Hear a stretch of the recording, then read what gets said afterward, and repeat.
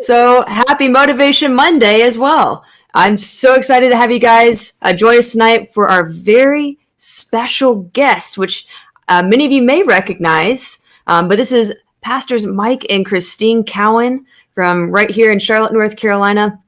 Yeah. They're pastors of Antioch Community Church. They're on staff with Kevin Zadai. They're incredible, just human beings, but also in building up the body of Christ.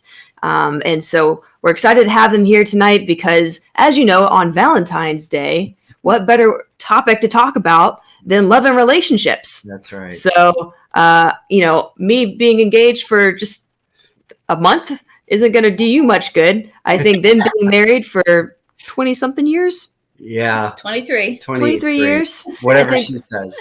Yeah. He's learned a thing or two. That, you guys have a whole lot more experience in life under your belt to share with the body of Christ tonight. So thank you for being on the show. And real quick question for you. And if you're rolling in, welcome. We're excited to have you. The question for tonight, and you're welcome to post if you're joining us live, is what are your Valentine's Day plans tonight? Yeah. So I know what I planned, but I don't know what you planned. You go first. Okay. Well, I've planned. So here's the thing. There's plans and then there's execution, right? And so my plans were I was going to make this gourmet meal. It was going to be perfect, right? So we love chicken Brian from Carrabba's, which is this beautifully butterfly chicken breast with the charcoal grilled lines on it with goat cheese, sun-dried tomatoes, basil, and this beautiful lemon butter sauce over it with this garlic mashed potatoes. Wait, were going to make this? Well, that was my plan. Oh. I didn't say I could do it. Oh. Yeah, I okay. Yeah. That's a good plan. I could cook. But we at least will do something. I don't know. So because of Mike's schedule over the years when he was a store manager, instead of living in disappointment, he always worked on a lot of holidays. Yeah. So we made it a rule that we always go out on a different day besides Valentine's Day.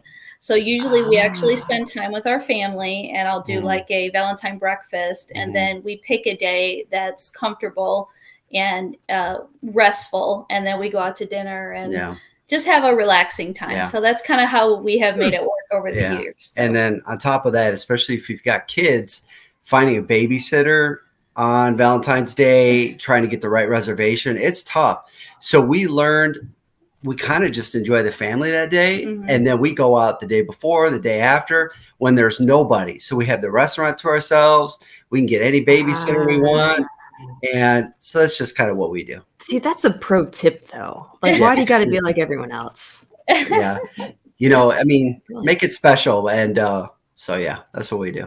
I like you figured it out. You thought outside the box. Yeah. Well, you kind of have to when you got kids and all this stuff's going on. It's like, the system's not always perfect. You got to make how it works for you. So, yeah.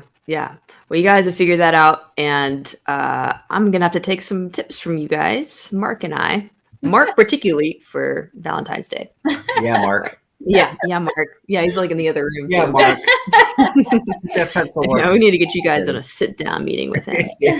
So, thank you guys again for hopping on the show tonight. We are talking about, for those who are joining us, how to level up your relationships. And what better time to do that than talk about this on Valentine's Day? And so Pastors Mike and Christine have been married 23 years. And they also, just to give them a little, background for you guys, they came out of the Brownsville Revival in Pensacola, Florida, back in 1995 when they were 3 years old. Yeah. Yay! Something like that. Something like that. And they've been, you guys traveled with Steve Hill as well? Yeah, we worked at Steve Hill's church in Heartland, Texas. Yep, in Texas. It was Heartland in Texas. But yeah. Heartland, Texas. It's not Heartland? It's No, Heartland. Well, the church was called Heartland. It was in Irving? But it was in Irving, Texas, yes. Oh, got it. Okay. I was shortening it, but that wasn't the right thing to do in this moment, so I apologize. It's all good. Maybe there'll be coffee one day soon. 1 hour soon. So so you guys were with Steve Hill, and you moved to Charlotte, or Concord, really, North Carolina. Yeah. Recently to start up a church here with pastors Ryan Bruss and some others. And now you also work for Kevin Zadai. So you are not busy at all, are you? No, not at all. But you haven't done anything, just I'm putting out applications everywhere, just trying to get some more work. So yeah. Just another day job, Why not? Why not? So that it's interesting because I think you guys have, the ministry background, but also you have kind of corporate background. Mike, I know you have that as well. Yeah. So you can speak to both sides. Yeah. And in your relationship, you guys have been through quite a bit. You guys gave a wonderful testimony and conference back on January 8th. That if you're watching, you need to go back and catch it. You can go to, I think, Antioch Community Church's website or Facebook page and catch that conference. It was incredible. So many nuggets. And what you were sharing there is something, if you can, maybe you can share just a little bit of your background, how you guys got started in your relationship. Sure. And then we'll kind of evolve from there with the topic for tonight. Yeah, absolutely. Well, I'll start unless you want to start. Go ahead. Okay. Wow. See, look, you're already being examples. Trying to prefer each other. We grew up north side of Chicago, a little town called Zion, Illinois. And the funny thing is we went to high school together, and I wasn't really living a Christian life at that time. And we actually went to driver's ed together. Now, when we went to driver's ed together, I was young. I was not the most intelligent young man in my life. And, I wasn't, just wasn't the guy who I am today. And so the funny thing is that, so we went to driver's ed together, and she didn't, she thought that this guy is crazy, because I was the clown. I was a class clown, dude, just to be honest with you. And I know. And I would wear Christian t-shirts, but I would act very different. So I was like class A hypocrite. And so she said she used to pray for me. So we didn't have any classes together because she was the smart one. And I was just like trying to make it in school. So it was funny because we kind of met each other for the first time, even though we didn't know we met each other. And I was like, we realized, hey, we went to driver's ed together. Well, in between my junior, senior summer of high school is when I really got on fire for God and really touched my life, and really began to go after God. And so I really changed like so much. So she didn't, when we met each other like later our senior year, she didn't believe that I was the same person in her driver's ed, because I had just totally changed my life. And so it's funny because we kind of knew each other, but then all of a sudden when I got right with God, and she's been right with God, I think within 2 weeks of coming out of the womb, she was already developing a relationship with Jesus. So she was far ahead of me. But so we went to high school together, and then I got right. And what happened is I felt the Lord called me to Brownsville. So I went to Brownsville School of Ministry, and she went too. And, it's like, if you're going to Bible school, what better thing to do than to get a wife, So I had to get a wife, and she said yes. And I'm still making her regret that to this day. No. So anything you want to say about that? Well, during that time in high school, I prayed every day for my future spouse. Yeah. So I was, 16, 17 years old, just praying for whoever my spouse was. And I prayed out of a book. I think it was Prayers That Avail Much. And one of the prayers was praying for your spouse. And it said, you may even know him right now, or her. And I thought, never would marry anybody I know at this moment. And sure enough, the Lord had plans. And he was so transformed that it actually took me off guard. I did not know he was the same person. And, we ended up getting married in the chapel in Brownsville, Pensacola, Florida. And by the time he graduated Bible college, I wasn't able to finish because I was pregnant with our first daughter. Yeah. And by the time he graduated high school or college, we had our baby, and just was starting life together. Yeah. So it was intense. Being in revival was very intense. We went, was it 5 nights a week? Oh, yeah. About 5 nights a week to church. And so when people struggle to sit through a short service, it kind of makes us chuckle, because that was our life. And we knew this was something that was so God ordained that we threw ourselves in, and God really changed our life there, and, prepared us for what we're doing now. Amen. Wow. That's wild. Yeah. And praying through years of waiting for your spouse. I think there's hope for those of you who are single. Single and ready to mingle at some point. Praying for your spouse. I was not as diligent as Christine was. I prayed sparingly because I was just kind of like okay with not, having a significant other for a while. Yeah. Not really planning much for the future in that area. But my dad, however, prayed every single day, since birth. And it was funny. He's the one that actually ended up introducing me to Mark. So thanks, Dad. There you go. That's awesome. That's a good dad right there. It's a good dad. But the prayers, they're really important. So for those who are celebrating Galentine's Day instead of Valentine's Day. What is Galentine's Day? Galentine's Day is for the single people. You guys wouldn't know about that? No. But the single people have Galentine's Day where all the girlfriends get together. Now, guys maybe have I don't know what they do. But the girls get together and Valentine's Day. It doesn't sound right. That's smart. So, but it makes it fun being with friends. Yeah. That's right. Yep. So what did you learn those first few years of marriage? So after you guys met, Christine prayed Mike into the relationship.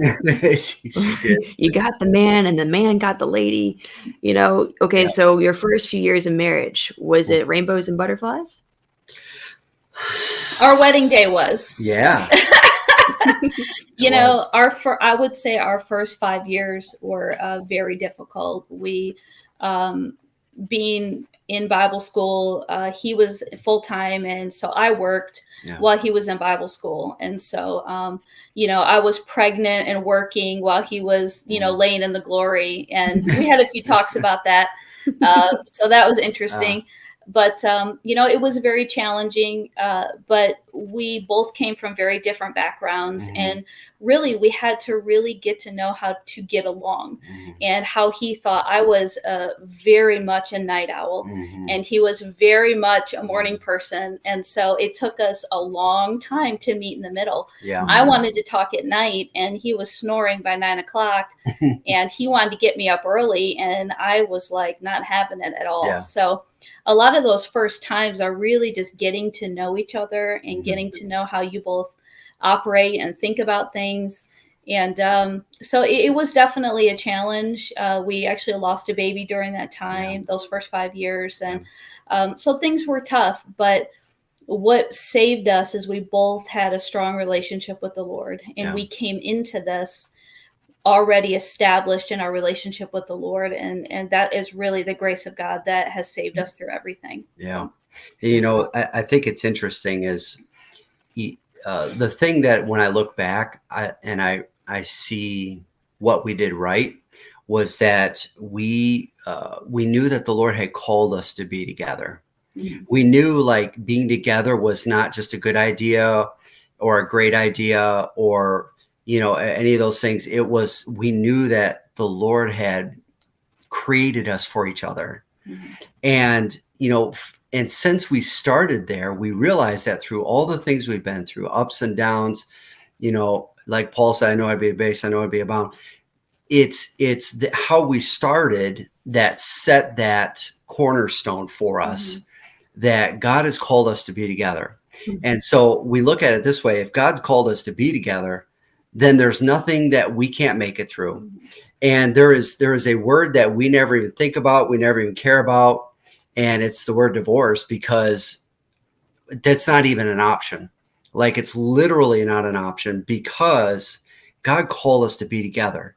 So that means if I need to grow and change, then I'm going to put in the work. If she's needs to grow and change, she's going to put in the work, because we know that we were called and supposed to be together. And so that means any obstacle, anything that is an inward change or an outward change in our lives, it's necessary and it's important. And it's because God's called us to be together. And so therefore, we don't entertain thoughts. We don't entertain things.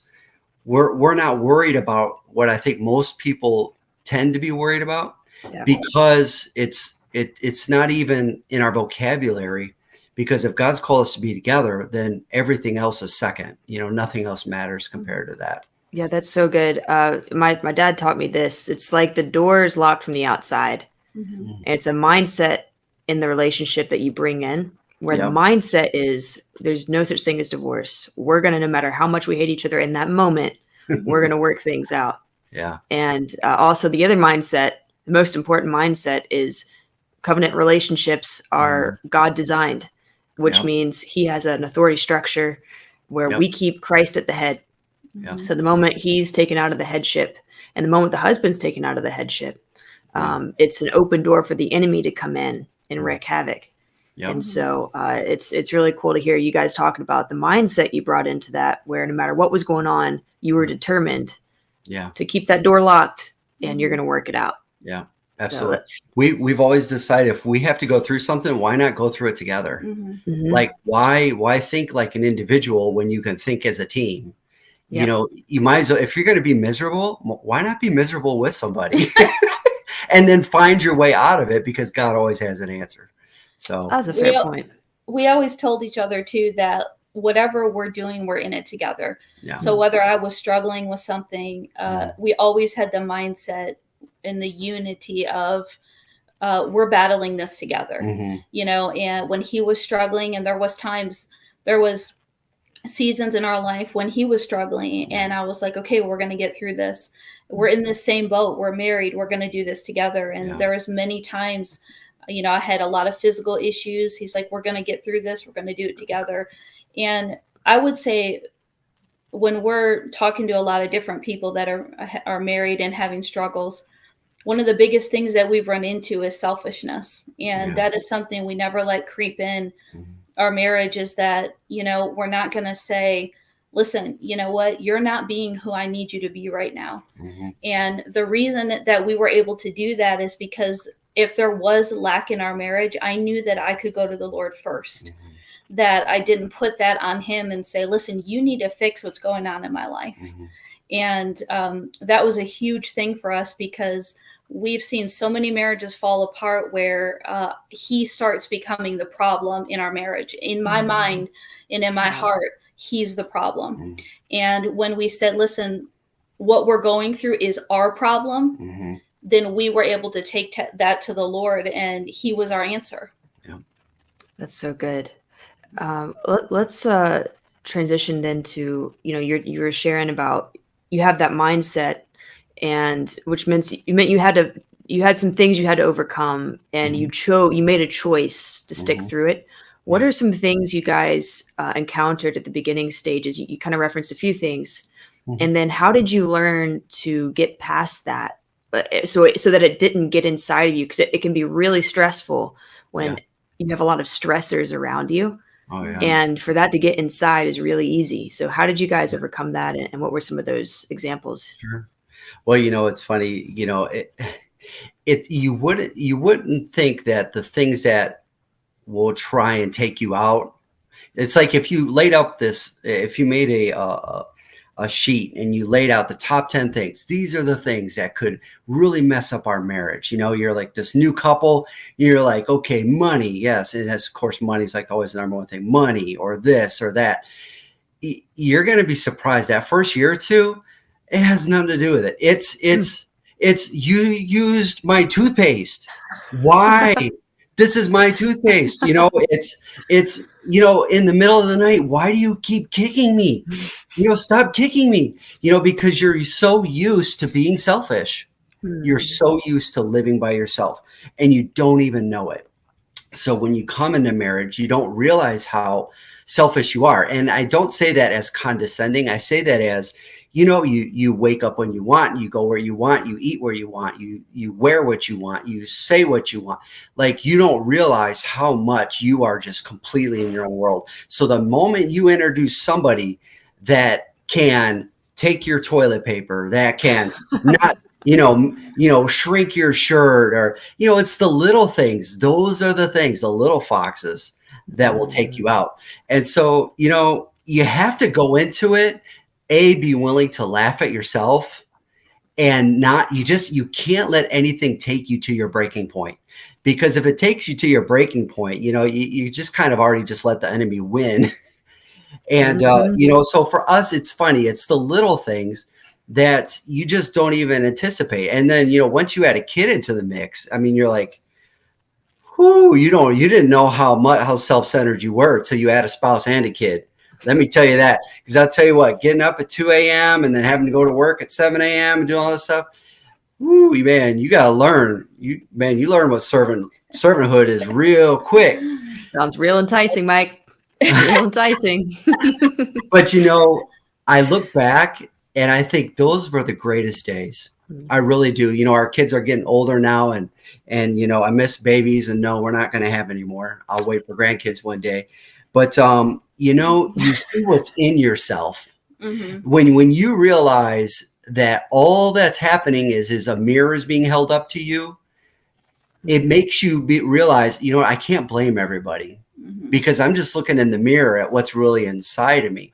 So if you want to find out what's inside of you, if you want to go on a great adventure, if you want to find out if you could be tested, everybody's like, I want to be a SEAL. I want to be a Navy SEAL, but let me give you a kid and a spouse. Let's see. Okay, Navy SEAL. Let's see what you got. And then you're really good. All right, let me give you 2 more kids, But I'll tell you what, it refines your heart. It refines your character. It pushes the things out of you. You have to allow yourself to go through the process, because, everybody wants to be a Christian, because it's like you get saved. You're like, yeah, this is great. But then you start to go through this refining fire. And that's when you really find out what's inside of you. And a lot of times, there's been many times, I was shocked at what was inside of me. I was like, oh my gosh, don't let anybody know that came out of me. But the more, the people we are now is because we allowed ourselves to go through this process. We allowed ourselves to grow. It's iron sharpens iron. Everybody wants to say, oh, I want to get really sharp, but they just want to pray for a miracle. But that's not what it is. It's the grinding of the iron versus iron, where you begin to develop the character, develop the gifts, develop the relationship. But unless you go through the process, you're never going to get there. You have to go through the process. I'll let you talk. Sorry. No, you're good. A lot of those early times, before we got married, we really decided that we weren't going to spend our time fighting over things. And that sounds kind of cliche. Well, yeah, you're a Christian, don't fight over things. But we realized that fighting over things, there was no outcome for it. Mm-hmm. And so we really took it seriously about going to bed, not going to bed angry. And I'm going to be honest with you, we had many things where it took till 2 or 3 in the morning because we refused to go to bed angry. Yeah. Because I was angry and I wasn't good. So I literally would turn the light on and sit up in the bed, and he was like, oh, dear Jesus. But there was lines that we said, we're not going to cross this. And that was one of them. And I can tell you honestly before the Lord that, we've gotten in arguments, but we have never had a marriage of fighting. No, never. And that's the truth, because there's no good outcome when you're just going back and forth. It's like insanity, You'll never resolve a problem in anger, and so all you're going to do is create a cycle. So might as well start out now by just saying, okay, let's level our heads. Let's really look at this. Is the enemy after us? Is this character? Is this, sometimes it's just, you just don't understand each other, and you have to be willing to talk. Otherwise you just hit your head against a brick wall, and you just, God's not there. He's like, let's just resolve this. There's greater things than just being stuck on something. So, yeah. What's the difference? If you could define the difference between a marriage of fighting and arguing? What's that difference to you? So arguing for me, I guess that would kind of seem like a very gray line. Is it's okay to have disagreements. Okay. Disagreements are, you know what? I don't see it that way. I don't understand why you see it that way, or I don't understand what you're doing. And, him saying, you know what, that really hurt me. Why did you do that? So I feel like arguments, there's honesty in. Okay. And one of the main things with that, if you're going to go that route, is we always said we're never going to say the words that you always do this. You never do this, because that's taking that relationship you have and really chopping that person and saying, this is who you are and you never do this for me. So there was certain words we actually kept out of our vocabulary on purpose, because we knew once the words come out of your mouth, you can't take them back. And obviously there's forgiveness and things like that.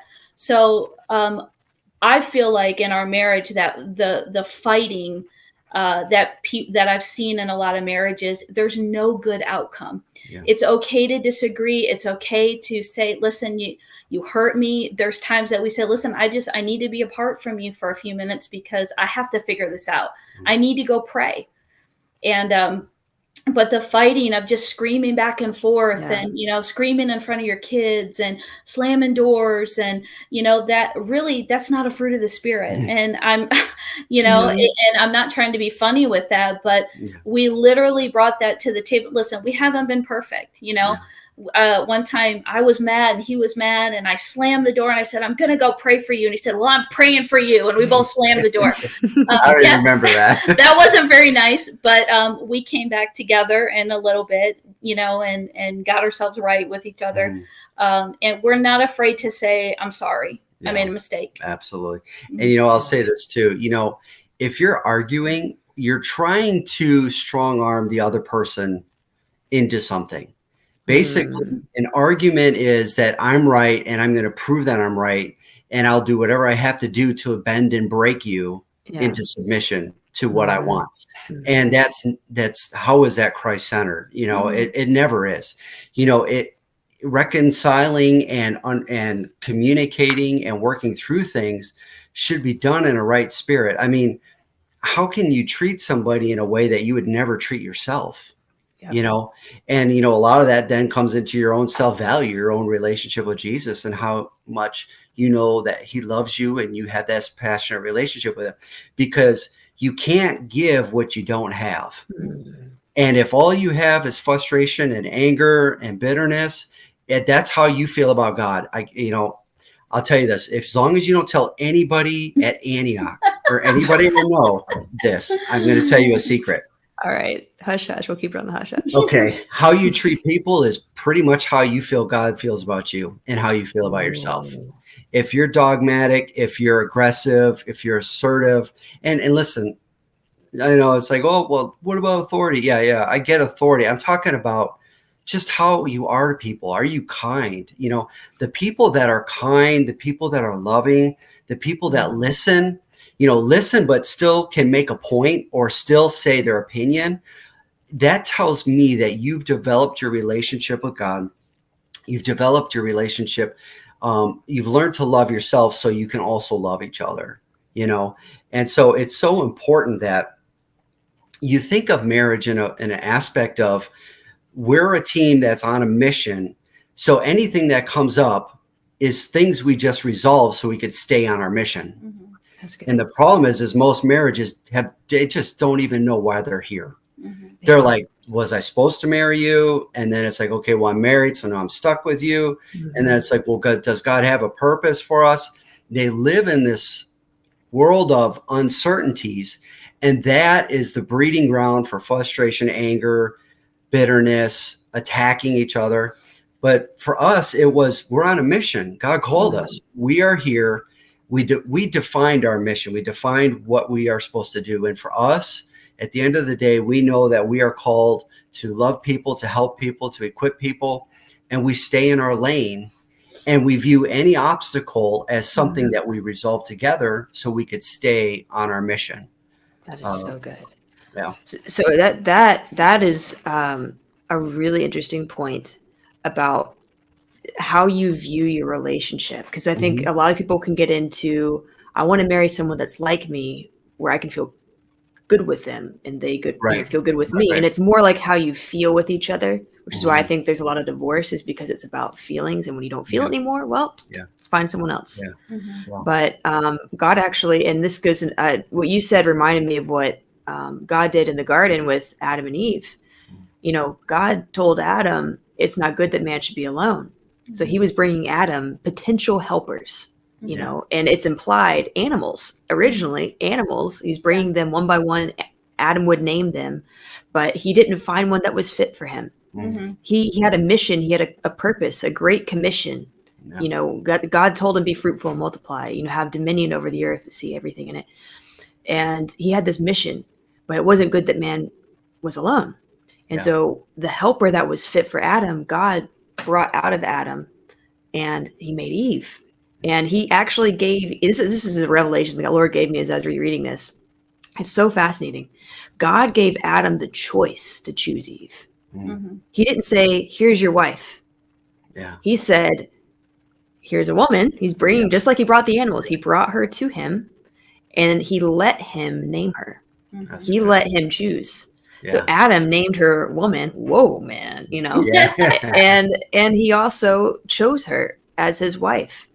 And from that day forward, you know, the two became one flesh, and that was our model for marriage. It started with a mission. So when you're talking about a calling, marriage is mission oriented.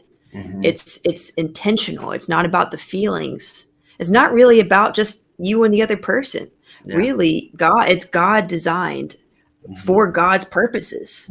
And if you as a couple don't know your mission, well, maybe it's a good time to find out what that is, because if God's blessed your marriage, you know, you're married now, or you're looking to get married, it's good to identify what is your shared calling, because the woman is supposed to be the helper to the man, right? So what are you helping him with? And what's the man's calling? Do you know your calling?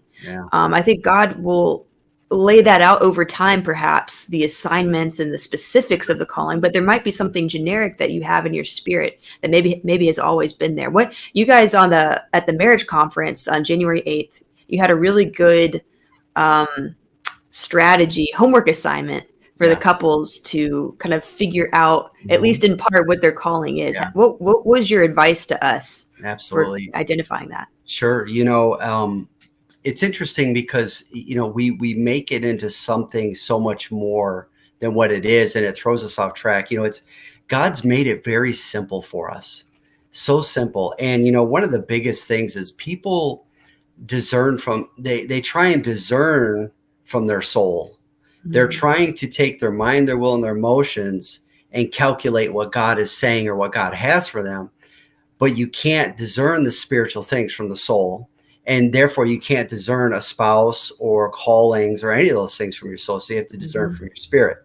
So what I mean by that is, to be honest with you, so, and I'm leading up to what you just asked to kind of explain where it came from, is, you know, she likes to stay up late. I like to get up early. You know, I love camping. She thinks camping was created by Satan himself. And so there's lots of things that you could say that we are not compatible on. But spiritually, man, when we're together, like the discernment, the word of wisdom, the knowledge, all those things, it's like heaven. It's exactly what we were made for. So, you know, you go through this process of, you're like, well, you know, I like, you know, it's funny, you know, we're on this kick. I love ramen. Okay. I love ramen. I like pho. But she likes pho. And you're like, oh, well, they're kind of the same. I'm like, no, they're different. They're different. Well, they're both like got liquid. And I'm just kind of... So, but my point is this is, you know, there's all these differences, but you can't judge things by that. There's deeper spiritual things in your life. And so when we started to realize there's things that we like to do together, there's things we don't like to do together. Well, you know, if most people stay there, you know, that's how they judge finding someone. That's how they judge. Is my relationship good? Oh, we both love X, Y, and Z. Mm-hmm. Well, no, I mean, you were made spiritually first, okay? So when we began to really step back and look at our lives, we're like, well, what are we called to do? You know, she wanted to go on the mission field at first, and I wanted to be a youth pastor, okay? It's kind of a little big difference. Somebody had to give. Somebody had to give. We both gave. We actually both gave. But my point is we had to understand our spiritual giftings and callings. And I had to discern her value. She had to discern my value. And we had to see what God, why did you bring us together, God? Mm-hmm. It's more than ramen versus pho. There's this calling. And it's funny because over the first years of our life, we went to Brownsville School of Ministry, and I worked on staff, and we just started having all these students over. And it's so funny. We were looking at some pictures the other day, thinking about some of these friends, and we started having kids over, and we did like formal dining things, and we taught them how to set tables, and she cooked, and we would plan these events for the school. We did all these things, and we realized, you know what? We just love mentoring. We love discipleship. Okay. Mm-hmm. So like, yes, that's like, we feel our spirits are in unity with that. And then that grew into other things. And, probably about, 10 years into it, we started realizing, we're called to be spiritual parents. Mm-hmm. And we looked at prophecies we had. We looked at what makes us come alive. Right. And that's where it's just so simple. Does the call of God should make you come alive? If you love art, then God's put art in you. If you're like, I hate children, then don't be a kids pastor. Like keep it simple, folks. It's not that difficult. But we began to realize how God had knit us together. And then we began to understand there is this unifying calling for us, and it's to be spiritual parents, to love people. And you can, whether it's bringing you a meal, whether it's doing deliverance, whether it's praying and prophesying and speaking to your destiny, or whether it's visiting you in the hospital, that's our role as spiritual parents. That's what we're called to do. So I realize, we talk about this a lot. There's so many people have a hard time figuring that out. So we made this little sheet, and you could share it if you wanted to. Yeah. No worries. But it's looking at the things that you enjoy and putting them together to realize what is that unified piece in your marriage. Is it children? Is it youth? Is it creativity? Is it pastoring? Is it missions? Is it just feeding the homeless? Is it ministering to seniors? I guarantee this, God has put something in every single couple out there that it is this calling in your life. And when you find it, you run with it, you embrace it. And that's how we decide what to say yes to and what to say no to. Because that little sheet, like I gave you, those are the things we do where we're like, you know what, this is not spiritual parenting to us. So we're going to say no. Because if I say yes to something, then I'm saying no to something else. If I say no to something, I'm saying yes to something else, right? Yeah. So we learned that the quicker we can define that, the more we stay in our lane, the more happy we are, the more we're in unity, the more we feel like we're fulfilling the call of God on our life. And so that little sheet we did is just a way for people to help to start to determine and look at their lives, because it's funny, there's sometimes that's right in front of us, but we just have a hard time seeing it till it's down on paper. So that's what that's for. That's good. A lot of times couples don't even get to this level of thinking. Like Mike said, if we wrote down or went to somebody in a worldly sense, they would say, man, you guys are really not very much alike. There's just, when we sit down to watch a movie, we barely agree on the movie we want to watch, because I like certain things and he likes certain things. Something needs to be exploding. Yeah, he likes things and I like heart things, and so it's very rare you get both of those. And they haven't come out with like a war Hallmark movie. Yeah. So. So I tell him he can't be in the room when I watch my movies because he makes fun of them. So I said, you just step out. I'm going to watch a movie. I apologize. But see, a lot of couples don't get to this, we kind of stay in this soulish realm, and this is what happens is, this is how people are falling in love, which, listen, fall in love, enjoy the process. Absolutely. There's things that we do, and we go on dates, and we go on walks, and we like to play tennis and things like that. That's all good stuff, and those are things that keep you going. It helps keep passion alive, all of that. But because couples aren't getting to this higher perspective of, listen, we fell in love, but this was written before the foundations of the world. And that's what this is. Like, it says 1 puts 1,000 to flight and 2 puts 10,000 to flight. So when we realize that us coming together and figuring out before the Lord what he had for us to do, and we think in the scope of eternity, in our marriage, with our family, this is how we've raised our kids. We didn't raise our kids like, this is what you have to do. We raised them like, Mike's a police chaplain. We're going to bring cookies to the police because look what they're doing for our community. So our kids are 100% involved in the mission that our family has. And then God's going to give them their own thing that they're going to do. So we don't want to stay in this soulish realm of, we fell in love, but, now we don't like each other anymore. This is so much bigger, just like God has such great plans for each person. And even when we don't feel it, it's still there because there's books written about you in heaven.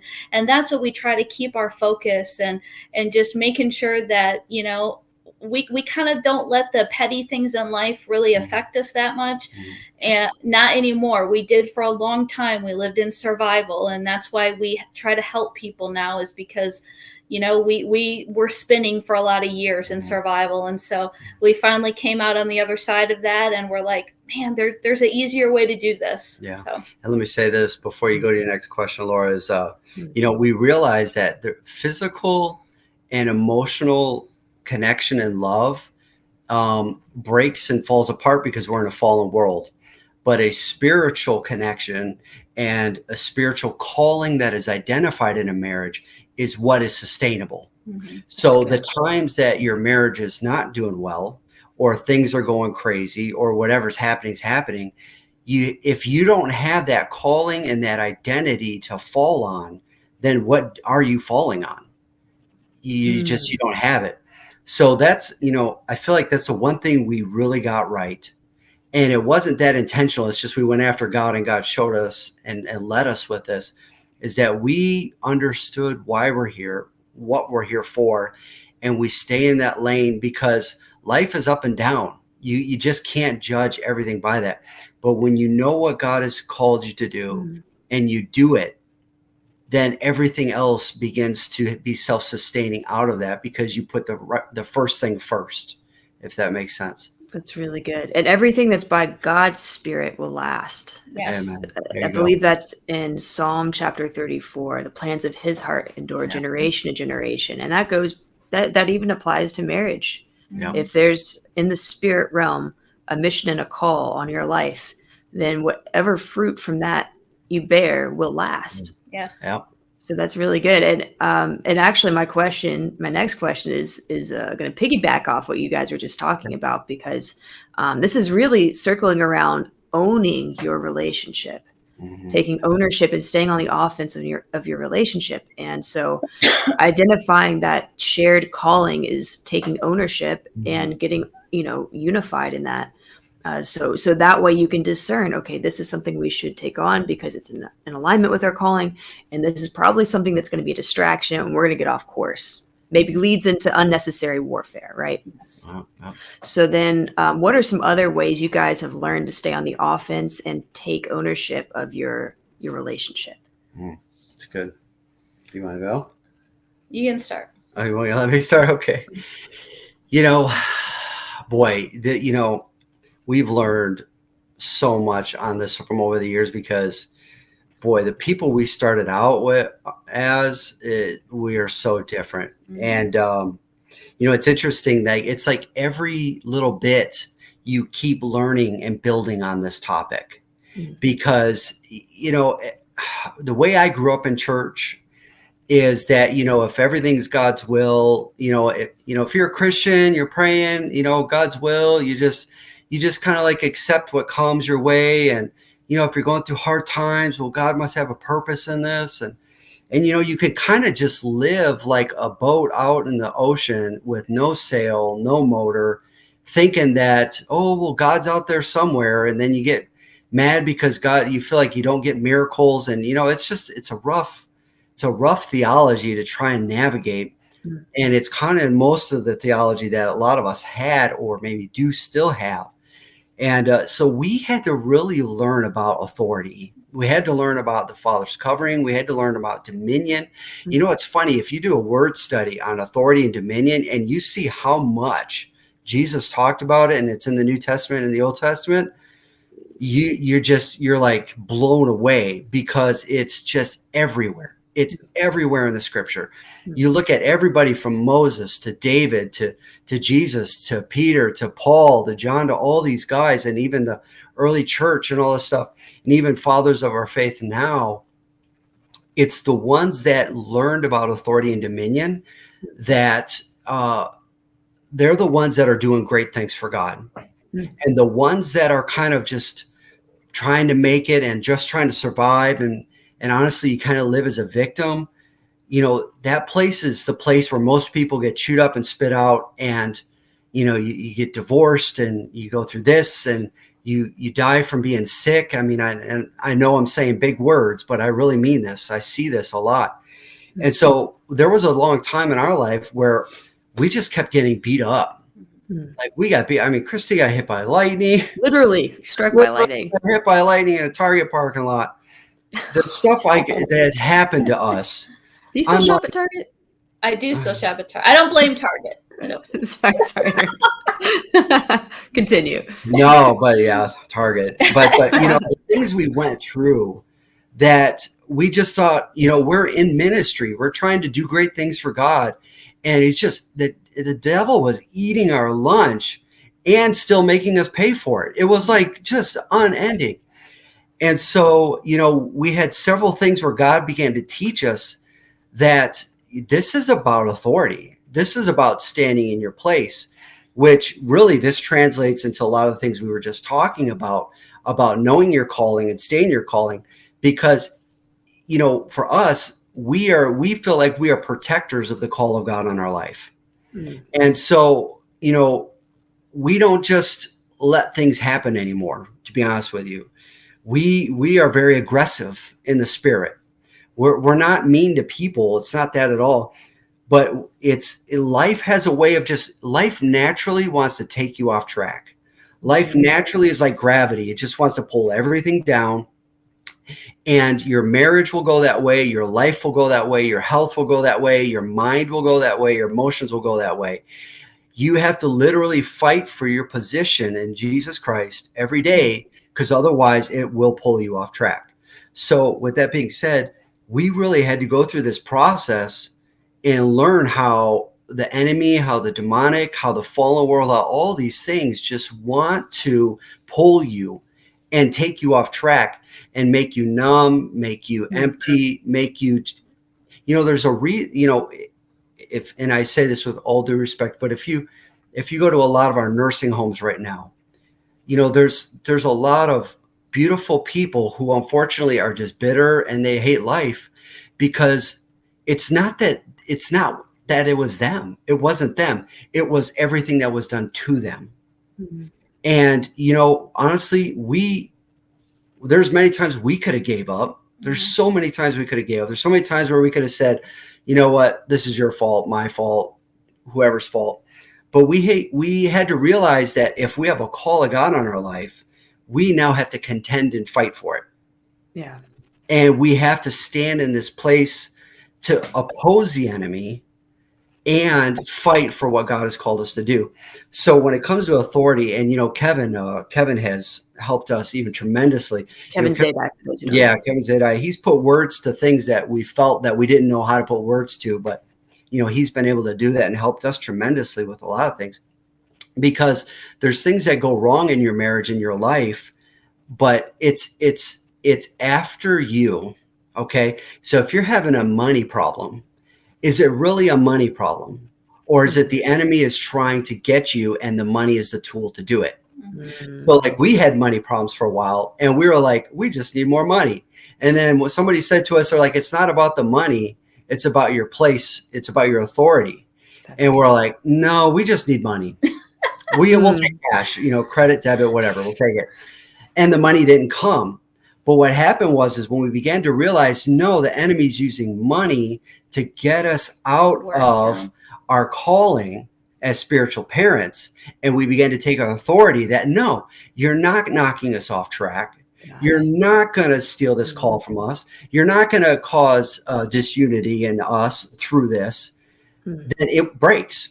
It just broke, and we've seen that time and time and time again in our lives and many other lives, that the enemy is going to use anything he can to get you to give up, to quit, to whatever. So first thing is you got to find your calling, because otherwise, what are you defending? What are you even fighting for? Are you just fighting for a nice Christian marriage? No, you're built for more than that. And then the second step is authority, because you have to protect what you have with all your heart. You have to defend your faith. You have to defend the call. And that then turns into defending your marriage. That means me covering my wife. My wife covers me, our kids, and all those things. In the middle of the night last night, I was praying, and I woke up and I told Mike, I said, I have an awesome analogy that the Lord gave me. This is how Mike and I lived for so long. When you think about your house and the things that you have and that you've worked hard for, we carried such a victim spirit. And it's like somebody walks in your house and is taking things one by one out of your house. The things that you worked for, worked hard and spent your money on. And they're just walking out of your house, and you're standing there and you're watching and you're thinking to yourself, why are they doing this? Man, they're doing it again. How come they're taking my stuff? And there's this sadness, and it's like there's nothing I can do. Yeah, you feel and helpless. You feel helpless and you feel hopeless. And that's where we lived for so long. Like you said, the enemy was just running us over. Yeah. And it's because, both of us had a lot of struggles in our early life to where we didn't understand our place as sons and daughters. In our identity. So we're watching things being carried away from us financially and emotionally. And it was awful for a lot of years, and it just wore us down. But in the night, I thought, this is funny, a story for another time. Mike bought me a shotgun for Christmas. Yeah. Definitely a story for another time. It is a story. We'll talk about it sometime. And this is authority, is me standing at the top of my stair, holding that and said, I know you're not trying to come up in my house. Yeah. And exactly. Yeah, exactly. And that's the authority that we have learned to carry in the spirit. So if something tries to come in, we say, wait a minute. Yeah. That doesn't line up with the word. We're not supposed to walk in sickness. We're not supposed to be, struggle financially. And this is what we've done in our marriage. When we feel things creep in our marriage, we have to pull to the side and say something's wrong. Yep. And we go pray, and we have to pray it through. Yeah. And this is what you do as parents with your children. As soon as you feel something trying to deviate to the side, wait a minute, no, not in my house. Yeah. And this is how I was raised with a single mom. She declared over, you will serve the Lord. Yeah. We didn't have a choice. Of course we did. But see, she took that stand, and she was not about to be moved. Yeah. And it took us a lot of years to understand that, to where now the devil messes with us. See, he gets scared to mess with you because he doesn't want you the retaliation. Yeah. And so when he tries now, we will do things on purpose, like just because he tried to mess with us. So we'll give extra. If sometimes we, our sleep is disturbed because of something demonic, we'll get up and pray. Yeah. What? Then he actually starts backing off because you are coming at him instead of him constantly coming at you. That is really powerful. I hope y'all are hearing this. I'm taking notes mentally, and this is so, this is how you go from a victim where everything just being taken and it's being done to you in a relationship. And that even goes for how you see your spouse. Absolutely. If your spouse is, saying things that are offensive or hurtful, you could often put yourself in a position of this, they're doing this to me. Mm-hmm. And then it's us versus them. Yep. Right. Instead of taking that offensive mentality of I'm taking my authority over the powers of the enemy right now. And you have to know your authority in Christ to do that. There's plenty of great teachings on that, by the way. If you're interested, I know Kevin Zadai talks about it. We talk about it at Antioch Church. We also have, if you've heard of Derek Prince is kind of like the founder of this ministry. Is huge and it's international, but he's known for teaching on the authority of the believer.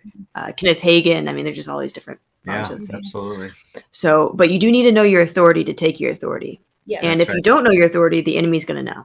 Yeah. So you can try and fake it. You can try. Yeah. But it'd be much better to learn your authority, especially as a couple together, because you're only as strong as your weakest link. So it's really important to build one another up in this area so you can be on the same page. Well, I wish we could keep going longer. I feel like we were just hitting a flow. But in light of time, do you guys have, let's say, any closing thoughts that you want to just share with those who are in a relationship, whether a committed relationship like marriage or, boyfriend, girlfriend, fiance? What kind of advice would you guys give? Yeah. I'll probably repeat a little bit, but it's so valuable. Like, listen, if you didn't listen to anything else I said today, just take this, please. And that is, you have to find your calling and then you have to protect your calling. If you do those two things, you will do great things for God. You really will. And you will know right away, is that person you're dating, or is that who God's called you to? Because if there is not this spiritual calling where you can feel God's peace and you could see your destiny with this person, then you have the wrong person. I'm just telling you straight up. Now, if you're like, well, what if I married that person? Well, God's going to work it out. Okay. I'm not saying you have an out, because you definitely don't have an out, but God has a way of correcting things and making them right. So if you're in that situation, don't be like, oh, it's all hopeless. No. God's got a plan. He's way bigger than that mindset. But if you're in that dating position, or you're getting close to someone and you're really seeking God about it, first step back and be like, man, what has God called me to? And you might not know everything, and you can't get paranoid like, well, I can't marry you till I know every detail of my calling. Well, that ain't going to happen either. But you should have this general sense of, I love hospitality, or I love this, or I love that, or I want to see miracles. I want to work miracles. You should be able to see that person you're dating is going to partner with you, and that your two callings can become one calling.